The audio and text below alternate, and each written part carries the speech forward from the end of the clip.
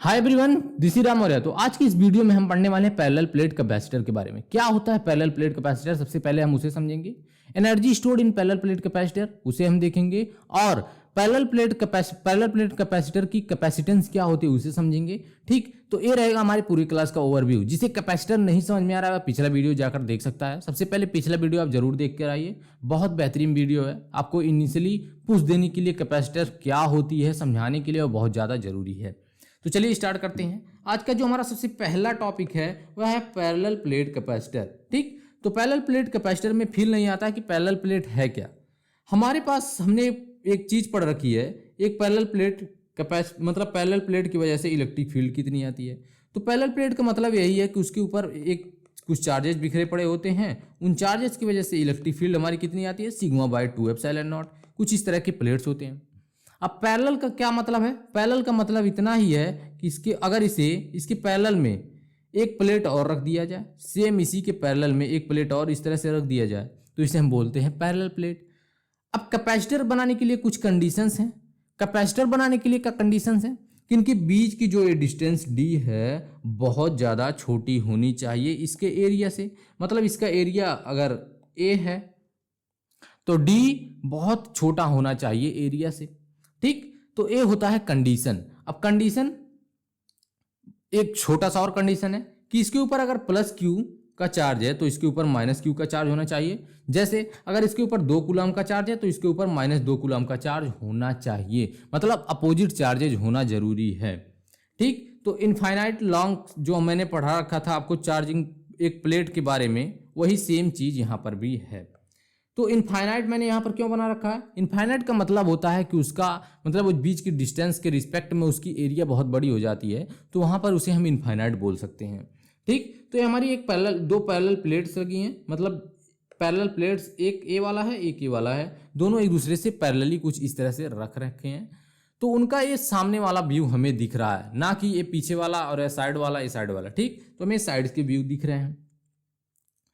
अब इसकी वजह से मैंने तुम्हें इलेक्ट्रिक फील्ड बता रखा है। इलेक्ट्रिक फील्ड कितना आता है पैरेलल प्लेट मतलब प्लेट की वजह से जो हमारी इलेक्ट्रिक फील्ड आती है वो आती है सिग्मा बाय 2 एप्सिलॉन नॉट।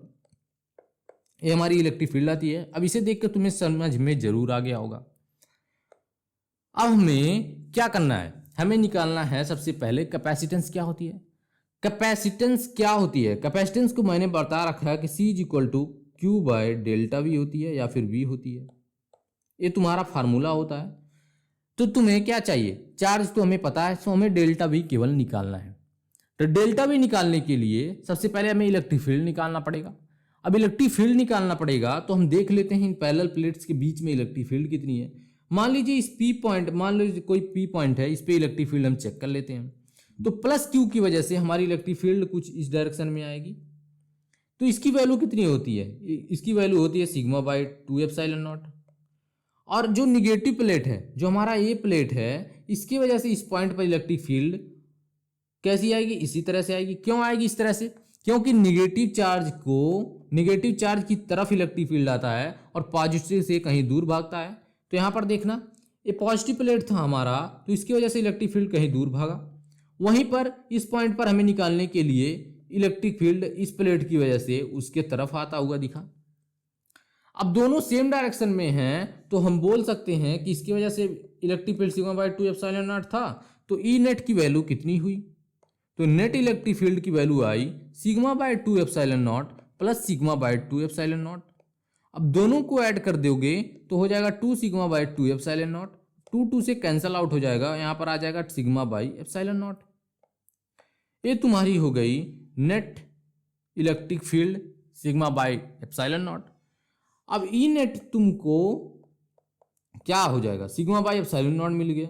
अब सिग्मा को तुम क्या लिख सकते हो? सिग्मा होता है चार्ज पर यूनिट एरिया, तो सिग्मा के जगह पे तुम Q by A epsilon not रख दो। ये तुम्हारी हो गई नेट इलेक्ट्रिक फील्ड।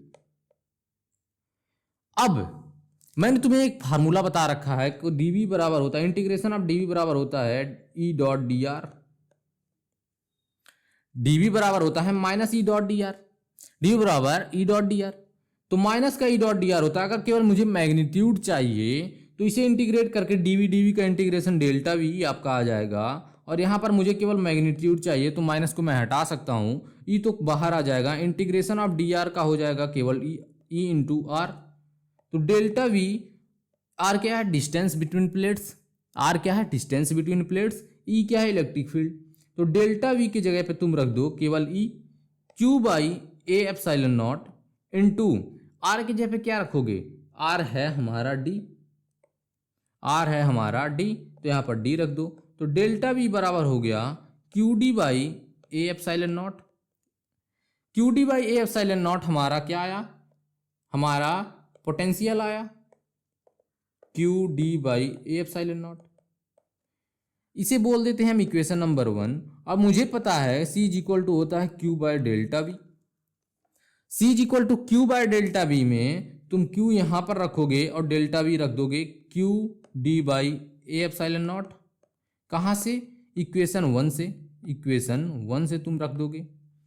Q से Q कैंसल आउट हो जाएगा, ए एप्सिलॉन नॉट ऊपर जाएगा और हमारा फार्मूला बन के आ गया C is equal to A epsilon not by d. C is equal to A epsilon not by D.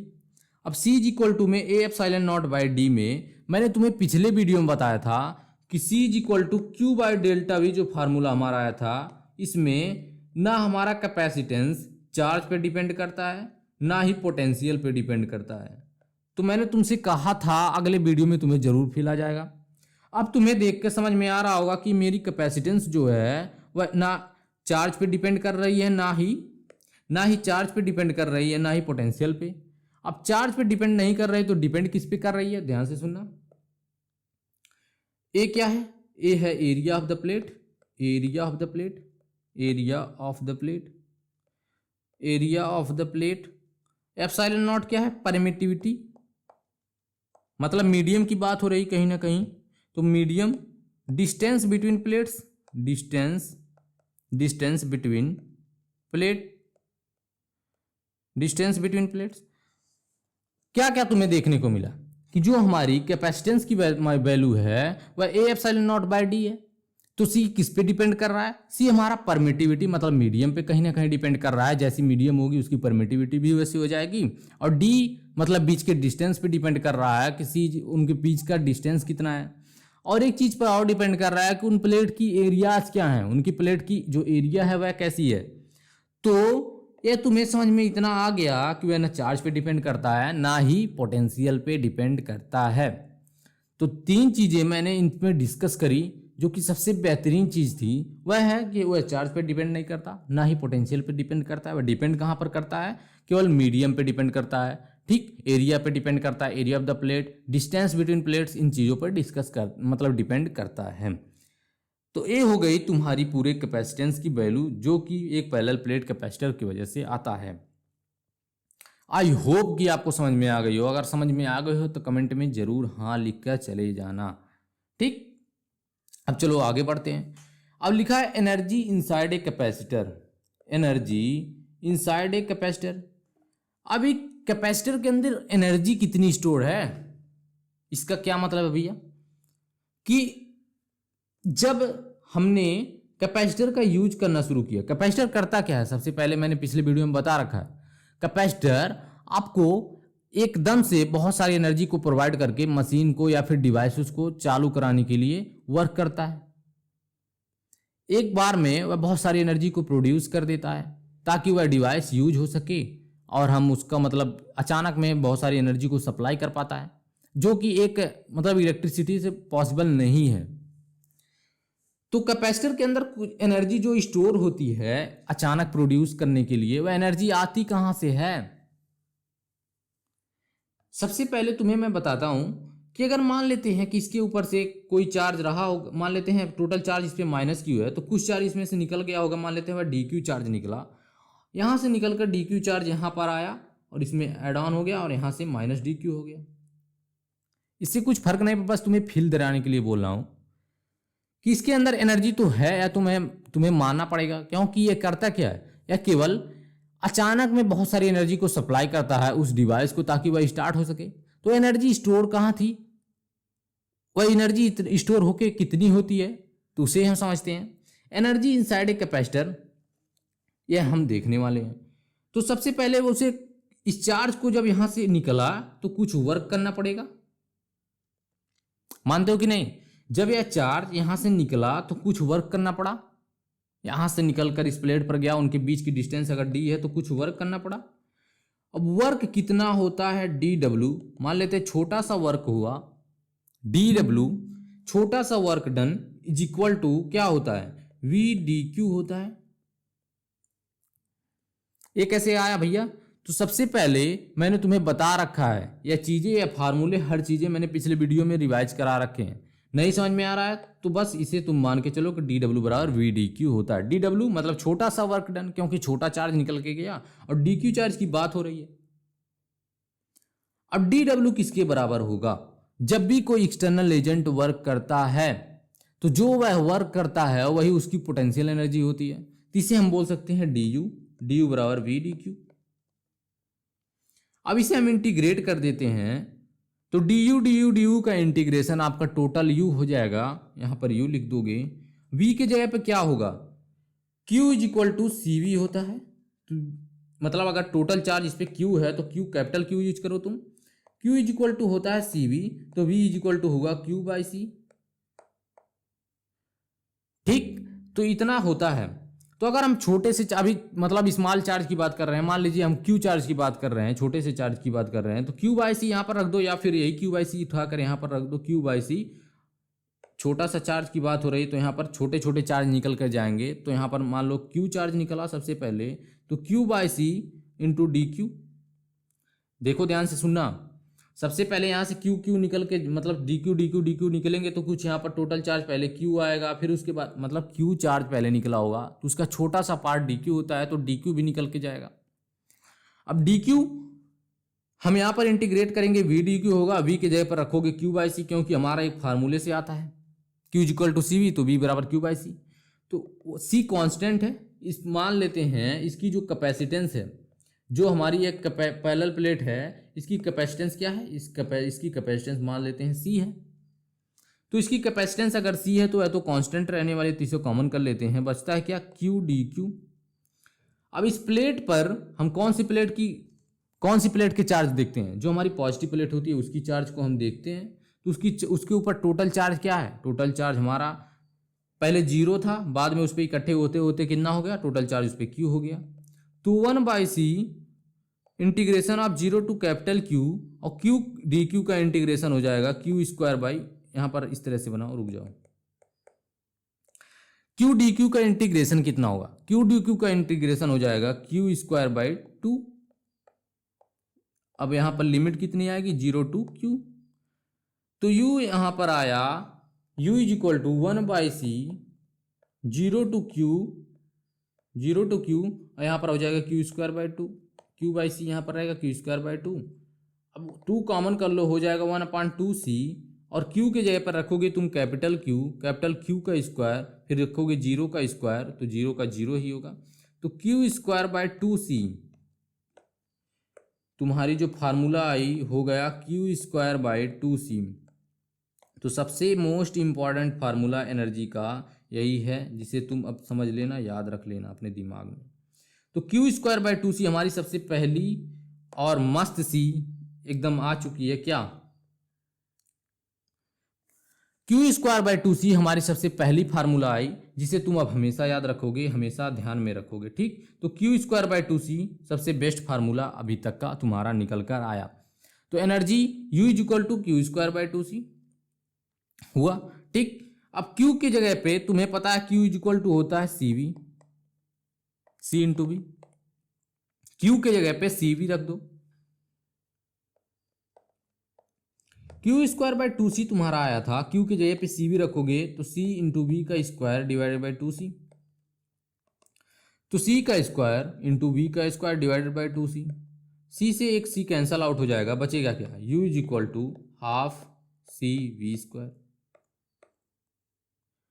Half CV square. एक फार्मूला यह है, आ गया। सेकंड मोस्ट इंपॉर्टेंट फार्मूला यह है, फर्स्ट इंपॉर्टेंट फार्मूला यह है, और थर्ड देखना क्या होता है।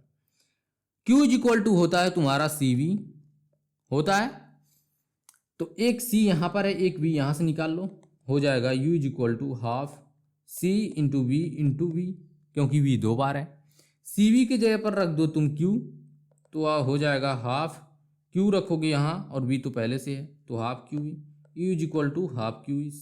अब थर्ड मोस्ट इंपॉर्टेंट फार्मूला तुम्हारा यह है आ गया, यह भी तुम हमेशा याद रखोगे। अब 3 फार्मूले हैं जो कि पोटेंशियल एनर्जी के आ गए, मतलब एनर्जी स्टोर्ड इन कैपेसिटर क्या होती है, क्यू स्क्वायर बाई 2C या फिर हाफ CV स्क्वायर, मतलब half Q square by 2C और क्या क्या आई, क्यू हाफ CV स्क्वायर आई और हाफ QV। 3 फार्मूले आए जो कि तीनों बहुत ही जरूरी हैं, जो कि तुम अब याद रखोगे बढ़िया तरीके से। अब कोई लोग पूछ लेते हैं कि इसकी वजह से वर्क डन कितना होगा।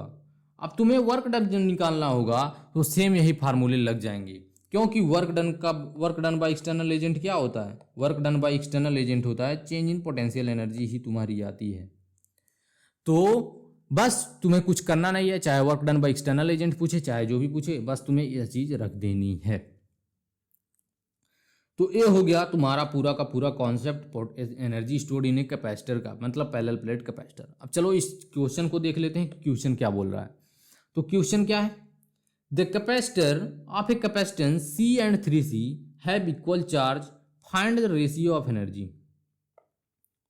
दो कैपेसिटर थे, ठीक, कुछ इस तरह से 2 कैपेसिटर्स थे। सबसे पहले मैंने तुम्हें बताना भूल गया कि पैरेलल प्लेट कैपेसिटर जो होती है उसे डिनोट करने का तरीका क्या है। उसे डिनोट करने का तरीका तुम्हारा इस तरह होता है, ध्यान से सुनना। पैरेलल प्लेट कैपेसिटर को डिनोट करने का तरीका मतलब इस तरह से हम 2 प्लेट्स बना देते हैं और ये हमारा पैरेलल प्लेट कैपेसिटर हो जाता है। तो यह जो चीज़ आती है इसे ही हम पैरेलल प्लेट कैपेसिटर इस तरह से डिनोट करते हैं। इसकी यूनिट मैंने पिछले वीडियो में बता रखी है, फैरड होती है। सबसे छोटी यूनिट जो यूज करते हैं हम डेली लाइफ में वह माइक्रो फैरड होती है, ठीक। तो यह कुछ इस तरह से है। अब चलो देखते हैं अगला। कह रहा है 2 पैरेलल प्लेट कैपेसिटर हैं, उनकी एक की कैपेसिटेंस C है और एक की 3C है। बोल रहा है कि हैव इक्वल चार्ज, इस पर Q था तो इस पर भी Q है। Find the ratio of energy, हमें रेशियो निकालना है एनर्जी का। तो मान लेते हैं इसकी एनर्जी U1 है, इसकी एनर्जी U2 है, तो U1 बाई U2 हमें निकालना है, U1 बाई U2 हमें फाइंड करना है। U बराबर होता है Q स्क्वायर बाई 2C, क्योंकि हम यही फार्मूला लगाएंगे, क्योंकि हमें U पता है, Q पता है, मतलब C पता है और Q पता है। अब बोल रहा है क्या कि Q तुम्हारा तो कांस्टेंट है, मतलब Q दोनों का सेम ही है। Q जब दोनों का सेम है तो सेम चीजें दोनों में फार्मूले में आएगी, तो Q तो दोनों का सेम ही है। डिफरेंट क्या है, 2 भी कांस्टेंट हो गया, तो डिफरेंट क्या है, केवल C तो डिफरेंट है। एक C है तो एक 3C है, चार्ज तो सेम है और 2 तो सेम ही होगा क्योंकि वो कांस्टेंट है। तो U जो तुम्हें दिखा है इन्वर्सली प्रोपोर्शनल है C के, इन्वर्सली प्रोपोर्शनल है C के, U जो है इन्वर्सली प्रोपोर्शनल है C के। तो अगर तुमसे U1 बाई U2 की वैल्यू तुमसे पूछ ले, U1 बाई U2 क्या होगा, इन्वर्सली प्रोपोर्शनल जब है C के तो 1 बाई C इस तरह से लिखोगे तुम, 1 by C divide by 1 by 3C। तो C कैंसल आउट हो जाएगा क्या तुम्हारा 3/1, U1 बाई U2 हो जाएगा 3:1। U1 और U2 का रेशियो जो आएगा तुम्हारा 3:1 का रेशियो आएगा। तो यह हो गया तुम्हारा आंसर, जो कि बहुत बेसिक क्वेश्चन था, बहुत हार्ड नहीं था। चलो आगे देखते हैं। एनर्जी डेंसिटी क्या होती है। एनर्जी डेंसिटी क्या होती है, सबसे पहले लिखते हैं फार्मूले को इसके। एनर्जी डेंसिटी का फील लेते हैं थोड़ा सा। एनर्जी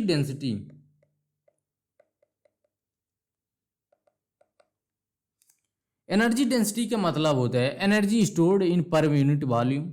तो एनर्जी डेंसिटी मतलब इसे अगर हम ED से डिनोट करें तो एनर्जी डेंसिटी हो गई energy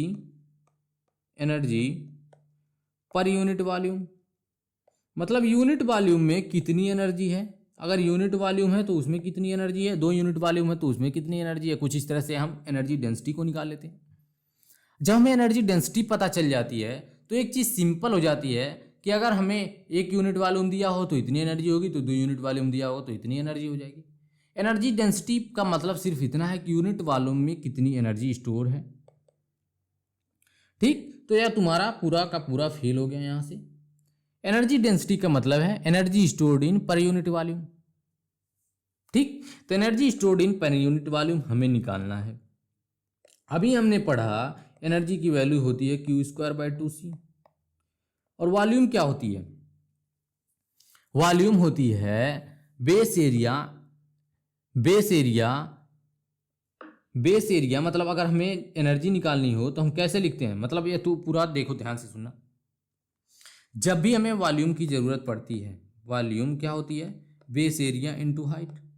height, base area into height. Base area into height जब हमारी होती है, बेस एरिया इंटू हाइट में ये तो हमारा इसका एरिया है, बीच की डिस्टेंस d है।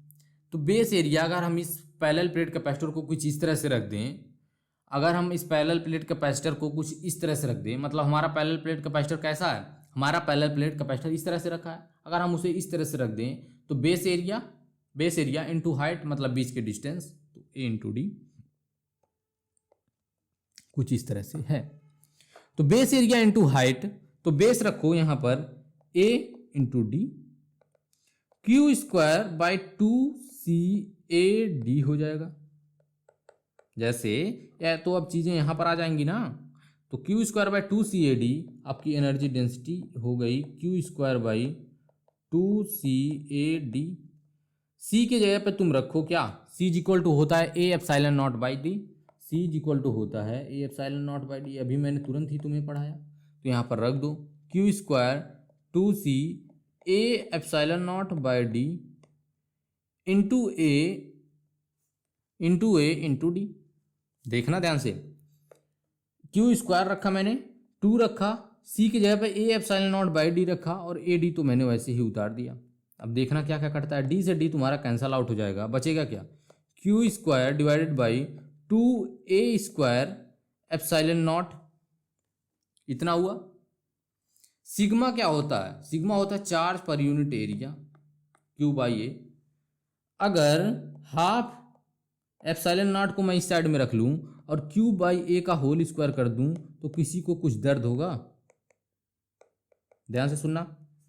अगर हाफ एप्सिलॉन नॉट को मैं इस साइड में रख लूं और Q/A को मर्ज कर लूं एक दूसरे से और उस पर स्क्वायर लगा दूं, किसी को कोई दिक्कत नहीं ना? तो Q/A को क्या लिख सकते हो? Q/A को तुम सिग्मा लिख सकते हो, half epsilon naught into sigma का square, Σ²/2ε0।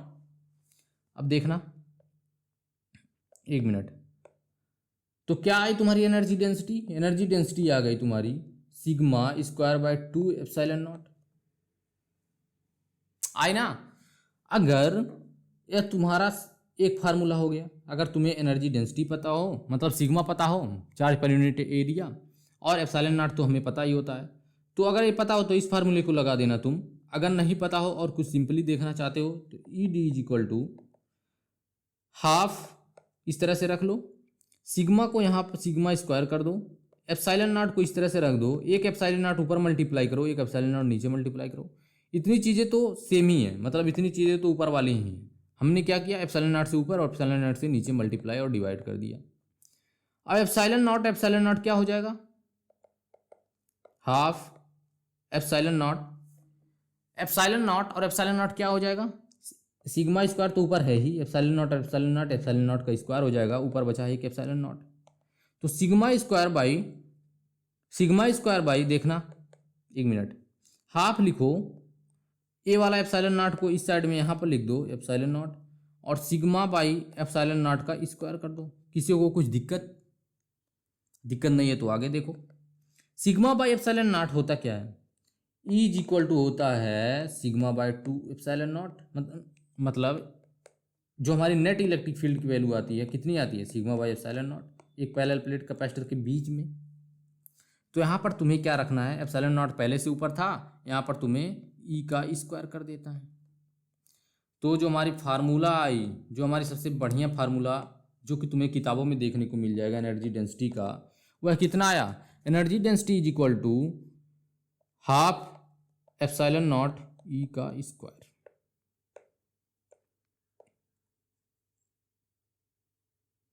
Half epsilon naught E का square, half epsilon naught E का स्क्वायर, इसे बोलते हैं हम एनर्जी डेंसिटी। एनर्जी डेंसिटी, इसे बोलते हैं इलेक्ट्रिक फील्ड।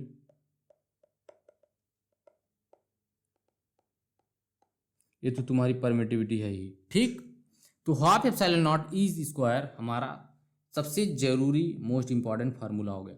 इस वीडियो में तुम्हें फार्मूले ज़्यादा देखने को मिलेंगे, तो सभी फार्मूले को याद कर लेना और हो सके तो इसे डिराइव जरूर कर लेना। अब चलो अगला देखते हैं क्या है। Force on one plate of a capacitor due to other plate. मतलब जब हम एक दूसरे को इस तरह से कुछ रखते हैं, मतलब दोनों प्लेट्स पे अपोजिट चार्जेस रखे गए हैं, एक दूसरे से इस तरह से कुछ रखे गए हैं, तो इस पे जब अपोजिट चार्ज प्लस क्यू है, इस पे माइनस क्यू है, तो इनके बीच में कुछ तो फोर्स लगेगा, कुछ फोर्स लगेगा। तो वह फोर्स की वैल्यू कितनी है इसे निकालते हैं। ध्यान से देखना, सबसे पहले निकालते हैं कि माइनस क्यू, सबसे पहले क्या वही दोनों पे आएगा, ठीक। तो सबसे पहले निकालते हैं force on minus Q plate, force on minus Q plate होगा क्या, यह बराबर होता है तुम्हारा क्यू इंटू ई, जो कि सबसे फर्स्ट सेकंड लेक्चर में तुमसे इस बात पर डिस्कस करा गया था। यह बराबर क्यू इंटू होता है। तो force on minus Q plate is equal to हो जाएगा electric field of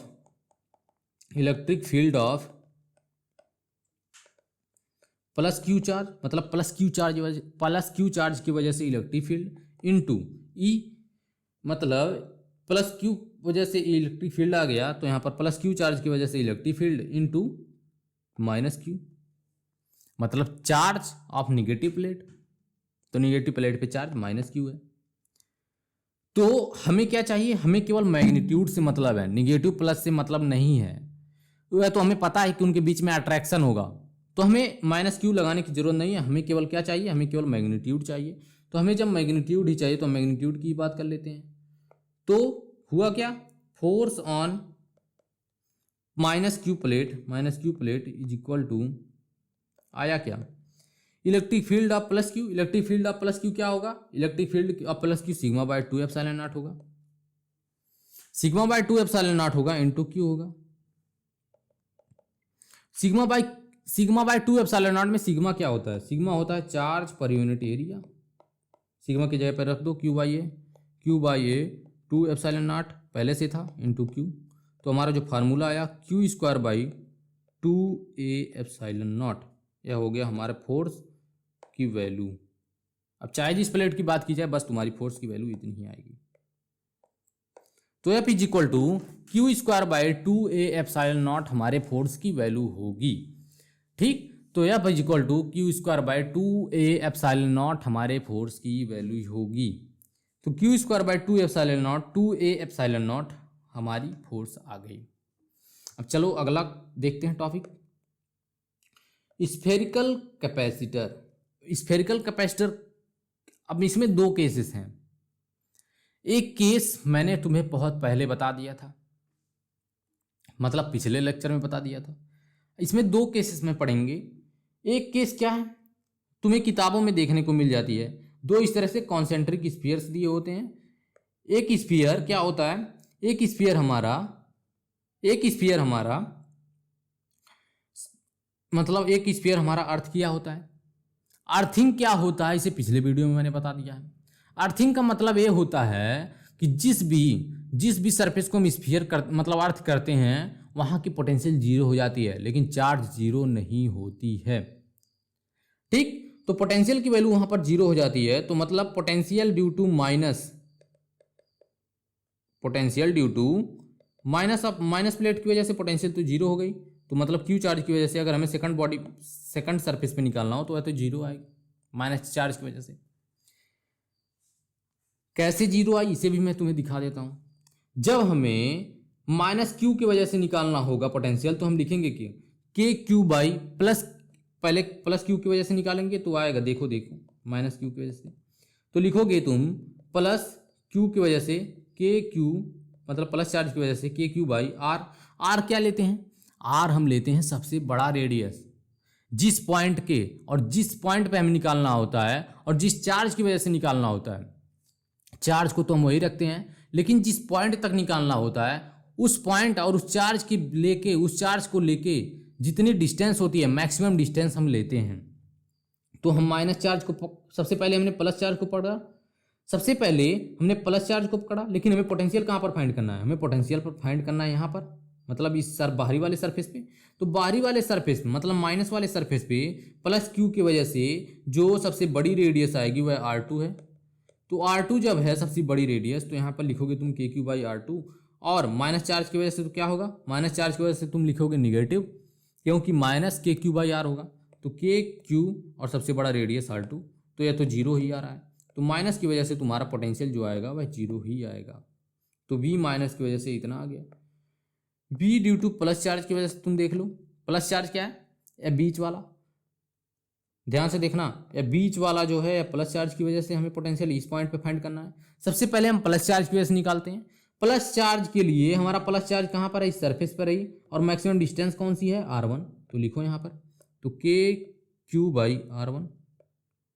negative charge के लिए लिखोगे तो यहाँ पर बीच में माइनस लगाओगे। अब निगेटिव चार्ज कहाँ पर है, ध्यान से देखना, निगेटिव चार्ज तुम्हारी यहाँ पर है, निगेटिव चार्ज अब तुम्हारी यहाँ पर है, और हमें कहाँ पर फाइंड करना है, हमें फाइंड करना है पोटेंशियल इसी पॉइंट पर। अब निगेटिव चार्ज हमारी बाहर है और हमें पोटेंशियल यहाँ पर फाइंड करना है, तो जो चार्ज हमारी है वह बाहर है और हमें अंदर पोटेंशियल फाइंड करना। मैंने हमेशा बता रखा है कि चार्ज और जो हमें पॉइंट दिया गया है, अगर वह आपस में मतलब एक दूसरे से बाहर हैं, सबसे हमें बड़ा डिस्टेंस लेना, बस इतना समझो। चाहे हमें यहाँ पर पोटेंशियल फाइंड करना हो सबसे, चाहे हमें यहाँ पर फाइंड करना हो, लेकिन अगर चार्ज हमारी बाहर चली गई तो हमें सबसे बड़ी डिस्टेंस को लेना है, क्योंकि अंदर पोटेंशियल कांस्टेंट होती है। अब ध्यान से सुनो, एक भाषा और समझाता हूँ। जो अंदर का सरफेस है उसके वजह से तो यह इलेक्ट्रिक फील्ड मतलब पोटेंशियल आया। अब हमें बाहरी वाले सरफेस की वजह से यहाँ पर पोटेंशियल निकालना है, तो बाहरी वाले सरफेस के लिए अंदर का पॉइंट हो गया, मतलब हमें पोटेंशियल यहाँ निकालना है अंदर, तो अंदर के ये है अंदर का पॉइंट हो गया, और हमें पता है अच्छी तरीके से अंदर पोटेंशियल कांस्टेंट होती है, वो भी कितने से, KQ/R से, मतलब जो बड़े वाले सरफेस का है रेडियस। तो यहाँ पर लिखोगे KQ/R2, इतना आएगा तुम्हारा प्लस की वजह से, तो KQ कॉमन कर लो, हो जाएगा क्या, 1/R1 माइनस 1/R2। अब डेल्टा भी निकालो, डेल्टा भी क्या होगा, डेल्टा भी हो जाएगा तुम्हारा V प्लस, मतलब positive potential minus negative potential करोगे तो इतना ही तुम्हारा आ जाएगा, KQ/1/R1, 1/R1 माइनस 1/R2, और माइनस की वजह से तो जीरो ही है। तो डेल्टा भी इज इक्वल टू, डेल्टा भी क्या आया, डेल्टा भी हमारी आई KQ 1/R1, 1/R1 minus 1/R2।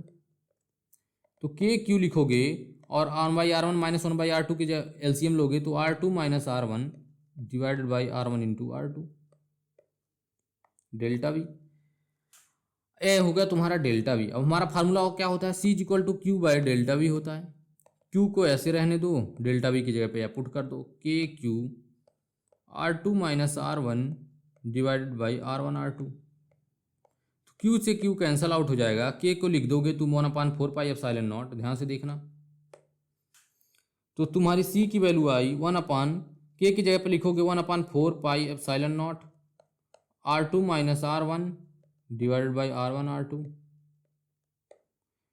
4πε0 देखो, 4πε0 R1 R2 ऊपर चला जाएगा तो हो जाएगा क्या, 4πε0 R1 R2 divide by R2 minus R1।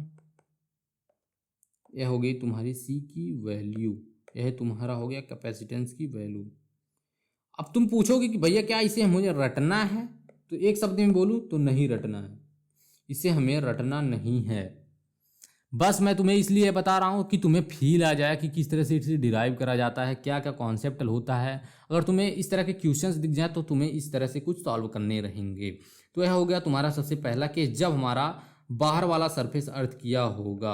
अब सेकंड केस क्या होगा, सेकंड केस यह होगा कि हमारा अब अंदर का सरफेस अर्थ किया होगा। अंदर का सरफेस जब अर्थ किया होगा, अब देखो क्या आता है पोटेंशियल।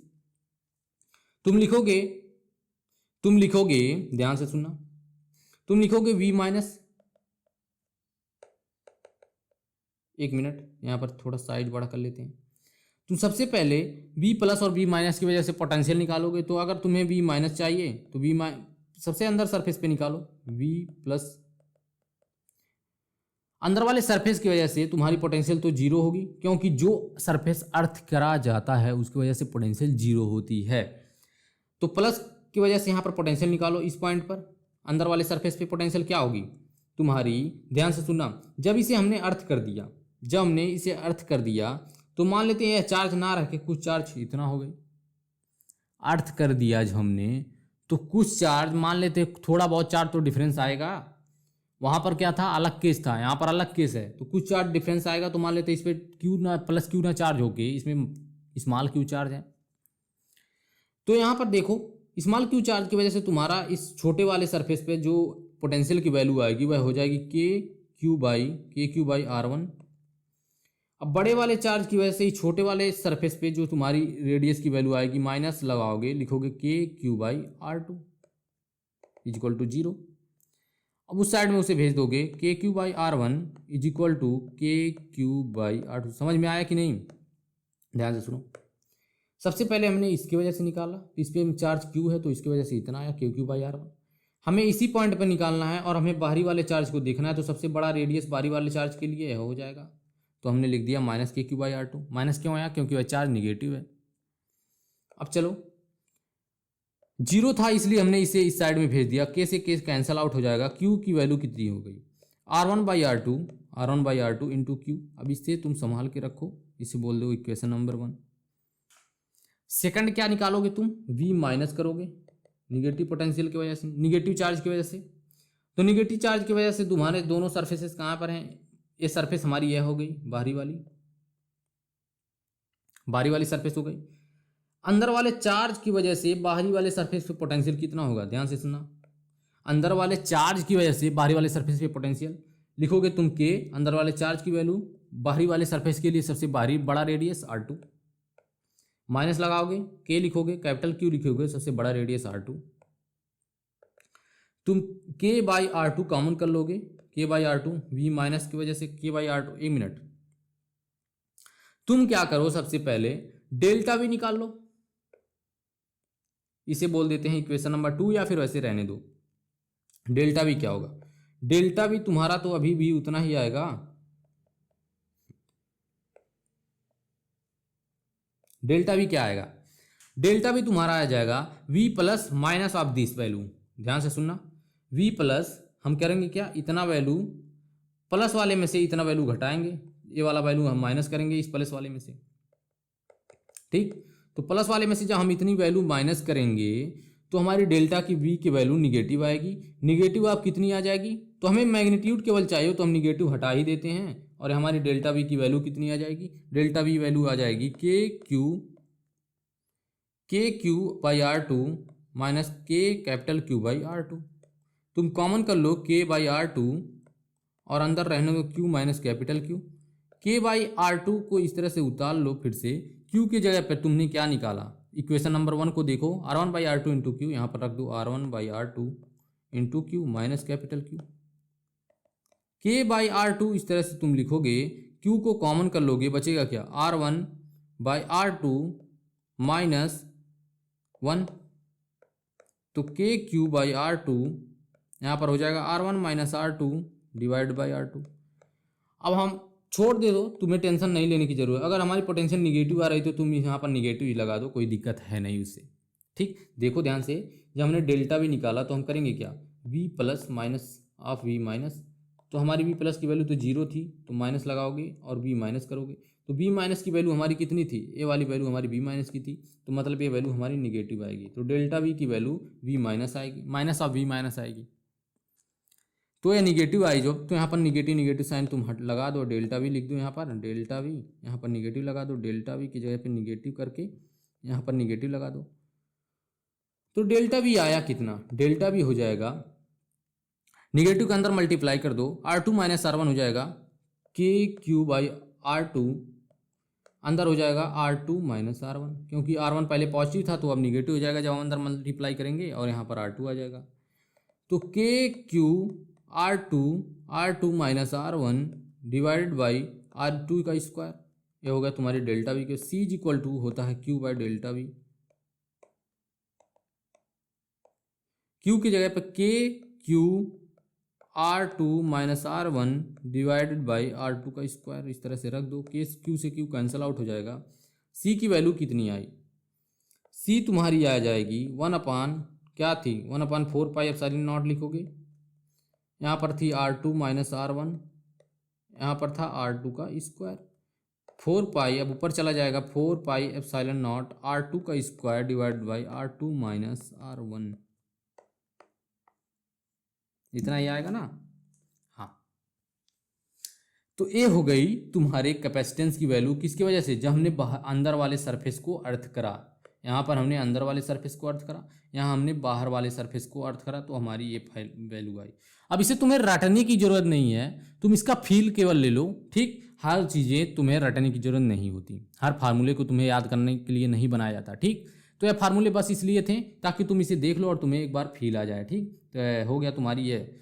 अब मैंने कितने फार्मूले बता दिए, फार्मूले नहीं, बस कॉन्सेप्ट देखो। इसे तुम्हें याद नहीं करना है, ठीक, और ना ही तुम्हें इस चीज़ को याद करना है, ना इसे तुम्हें याद करना है। याद तुम्हें करना क्या है? तुम्हें याद करना है, देखो यार इधर आया, तुम इसे याद कर लेना, तुम और किसे याद कर लेना, तुम एनर्जी डेंसिटी वाले फार्मूले को याद कर लेना, एनर्जी डेंसिटी कितनी होती है।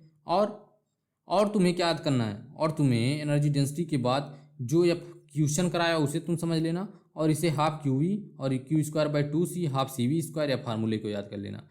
3-4 फार्मूले हैं जो कि तुम्हें याद करने हैं। C is equal to epsilon not by D होता है, यहाँ पर देखो, एक मिनट, यहाँ पर देखो, यह फार्मूले को याद रखना, हर चीज़ें समझ लेना, क्या क्या पॉइंट हमने बताया। तो ये थी तुम्हारी आज की लेक्चर, जो कि मैंने डिस्कस करी बहुत अच्छी तरीके से, हर चीज़ें तुम्हें मैंने समझा कर बताई। तो ये था तुम्हारा पूरा का पूरा वीडियो। अब मिलते हैं किसी बढ़िया से वीडियो में, और अगले लेक्चर में हम कर लेंगे कॉम्बिनेशन ऑफ कैपेसिटर, जिसमें पैरेलल कॉम्बिनेशन देखेंगे, ठीक। और कौन सा कॉम्बिनेशन? हमारा सीरीज कॉम्बिनेशन देखेंगे, और उसमें बेहतरीन से क्वेश्चन बनते हैं, उसे करने की कोशिश करेंगे, ठीक। तो यह रहेगा तुम्हारा पूरा का पूरा आज का वीडियो। अगर तुम्हें समझ में नहीं आया होगा तब भी कमेंट में बता देना, अगर समझ में आ गया हो तब भी कमेंट में बता देना, ठीक। और रिवाइज जरूर करके आना। चलो मिलते हैं अगले वीडियो में, तब तक के लिए बाय बाय, टेक केयर, सी या, बाय बाय।